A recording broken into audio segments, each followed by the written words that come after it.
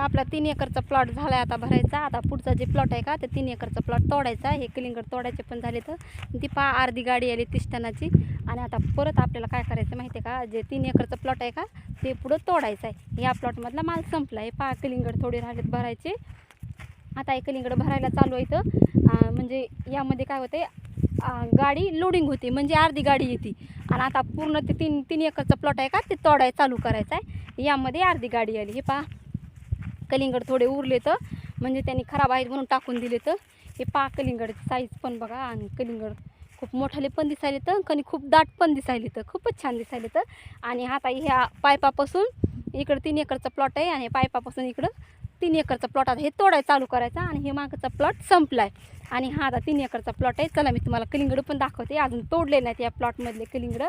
आणि या प्लॉटमध्ये कलिंगड दाट पण आहेत आणि खूप मोठाले पण आहेत. एका जाग्या 2-2 पहा. हे कलिंगड अजून तोडले नाहीत. हे खूप दाट पण आहेत. एका जाग्या 2-2. आता हे तोडायला म्हणजे आता जेवण करायचे तर. आणि पुन्हा नंतर आपल्याला हे प्लॉट तोडायचं आहे. हे 3 एकरचा प्लॉट आहे म्हणजे दोन्ही मिळून 6 एकरचा प्लॉट आहे. आता पुढं तोडायचं आहे आपल्याला.